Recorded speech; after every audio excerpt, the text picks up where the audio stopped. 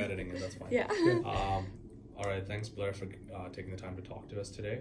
So I'm wondering, how has technology affected just solving like scheduling as well as like any capacity constraints you see from the time you've been here from the 1988 until now?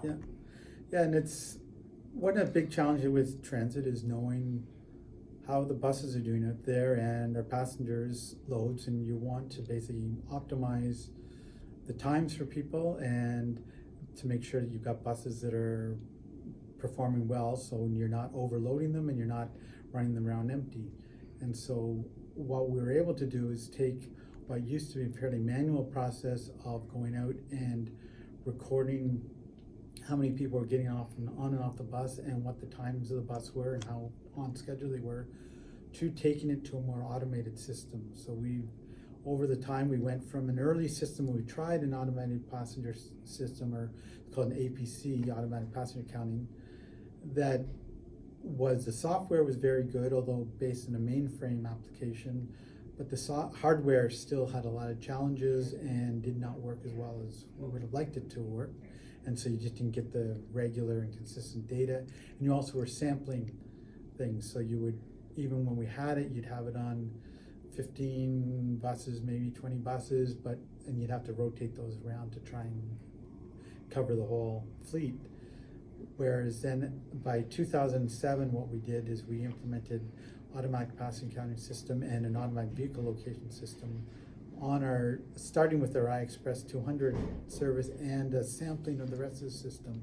Then over the next few years after that, we added to all our fleet buses, automatic passenger counters in all the buses. And so that information then provides us a couple of things. What it does is we can now take that information and analyze it and identify where loads are heavy. And so for an example was last fall, when we reorganized all the routes around the University of Waterloo, Route 19 was one that we found that because of the changes in the network, that it got overloaded at certain points of the day. There were far more people on there than we anticipated because travel patterns changed. And we found that over time as well, because where students were living, it also changed quite a bit for other reasons outside of transit, but because of the new buildings that were going up and the changes in where people were living. So we took that information, and one of our staff took it all and basically created a heat map of the ridership to show where our loads were heaviest and where they were the lightest in all the various routes. And so we were able to take that and identify where the trouble spots were, where we knew that too many people were on the buses. And we looked at some of the places where we found that we had more service out there than was really necessary to handle the loads, and took some of those buses and moved them over to help out the areas where the need was greater. And by adjusting that, we much more efficient approach to the service. And so both the loads, and then we can also take that information, our schedulers can use it with enough information now. Before it was a sampling that they go out, we'd ride, and you might only get a day's worth of information. If that day happened to be a snowstorm, you just couldn't use it. Now we can take it, we can exclude days where we know data was bad because of something unusual, but we can get enough information so we know that a schedule is working or not working, and we can find out where the bus doesn't have enough time and where a bus has too much time, and we can adjust those times. And that's where you'll see over time schedules being adjusted to handle the crowds much better. And so people know you want the bus to be on time, because if it's not on time, people can't rely on it very well.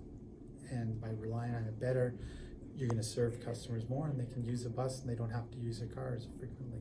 That's perfect. So I guess we spoke about the automatic counter pressing system. You got a chance to talk about the real-time data that we're receiving. I guess the next thing, if you can tell us, is how has technology helped improve the customer experience from from 1990s to now? Yep, it's changed quite a bit because of the do you mind starting with customer? Yeah. Do you mind, I'm going to cut my question off, so do you mind starting by saying the customer experience? Yeah. Thank you. Yeah, no, there's a number of things. So the customer experience has changed, I'd say, quite dramatically over time because of the technology, we've been able to provide information that in the past we just couldn't provide. And we would have you could call in to get a trip plan and help you to figure out where you're going, but it was all based on scheduled information on the assumption of when the bus was going to get there. And we had a phone system that we were an early adopter, one of the first systems, a Telewriter system from the early 80s, that would allow you to phone phone number for a bus stop, and it would tell you when the bus was supposed to get there, but it was scheduled time. But that was all we had. Then once we changed the system in the mid-2000s, we introduced our EasyGo system, which had a number of suites. So there's a trip planner that you could go on to your computer, and that information allowed us to put it on automatically, and you could say where you were and where you were going and find that trip, and it would help you plan a trip and find the most efficient way to get around, and that helps people speed up their trip and their planning for that trip. When you're out on the road and you're waiting for the bus, we had a number of options. You could call in to a phone number and find out when the bus was going. Text messaging, which became very popular. We expected to get a few thousand of those a month. We were at 50,000 a month at some point. So trips were being used using the text messaging. And then it also allowed us to give information out on the street as well with digital signage that went out there. So we've got a couple of different types of digital signs. We have at the bus stops, we put in real-time LED displays. And then at our terminals, we also put these flat panel monitors that had all the different bus routes there for different bays. And those have all been changed over now, and we've got those as well in a number of locations. So the two different systems. So all these systems allow a lot more real-time information than in the past, just scheduled in the past, but it gives people more confidence when they see it. This is when the bus is coming, and the accuracy has improved greatly from the past by knowing, and the confidence goes up, and if confidence goes up, people are more willing to put their trust in the service that we've got out there. Perfect, thank you. And I guess it's true, like just being students, we use the same thing, so it really helps us. Like just knowing that the time's changing is so much more, it's less stressful than not knowing. Mm-hmm. Okay, I guess the next thing is we can talk about the cons. As you mentioned initially that, it's costly. There's, and like implementation is like a challenge because of lack of compatibility, right? So if you could summarize it, in regards to the region of Waterloo, you guys are the GRT specific. You guys are moving from your older to newer technologies, which have benefited. On the outside, it looks like a huge benefit, but on the inside, like implementing all of this, what are some challenges that you've seen if you just want to summarize the whole thing? There's a number of challenges for any technology implementing. One is timelines that are involved. Any of this technology costs a fair amount of money, and with buses and with the system, we have to last a fairly lengthy time. And so a bus itself is planned to last 14 years, and you don't want to be switching equipment on and off too often, because there's costs there, manual labor that has to be done, and the cost of the equipment. And if you do this too frequently, it becomes very expensive. And technology, though, as we know, is moving fast, and changes are happening very rapidly. The cycle, your iPhone, they come out with a new iPhone every year, and with trying to get newer, better, faster changes. But from a business perspective, you can't move always that fast, because you've got to get everyone trained on a system. You've got to use it for a certain length of time. You've got to have a certain return on investment, that if it's going to last, if you have to change it too frequently, it's a waste of resources that you have. We then have all these different systems that are out there, and different ones that are bought at different time frames, so that and what becomes with that is compatibility between systems. So we've got several different systems on bus. We've got fare boxes, we've got our ITCS, which is the Intelligent Transportation Control System, which which is what the vehicle location time is on. We've got digital displays and so on, and all those systems, you need to connect them and you want them to interface together, and interfaces between different manufacturers, different products, different software, different ages of those products, even if one's on a different cycle, to change it. Those are a challenge to keep in line with one another. And if you don't, it takes effort, time and effort for staff to do that. We can do that, and over time it's getting easier as we've developed more standards, but especially earlier on. And some of our older systems, legacy systems, you don't want to just replace it right away. You need to have them working together. Fair point. So it's just like very taxing and more challenging process. Yeah. I guess that's just all the questions we had.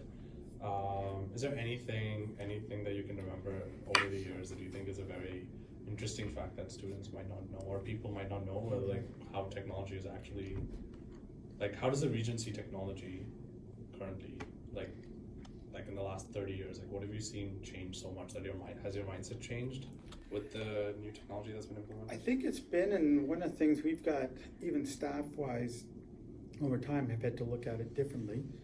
And I've been involved in this for quite a long time, watching things change, and you want to try and be eager to see the new things out there without, well, recognizing that you can't just change as the wind, as everything changes. But staff have had to adapt to it. And when we went from mainframe systems to the more PC-based to things with mice, using your mouse for stuff instead of all keyboards, and various commands changes.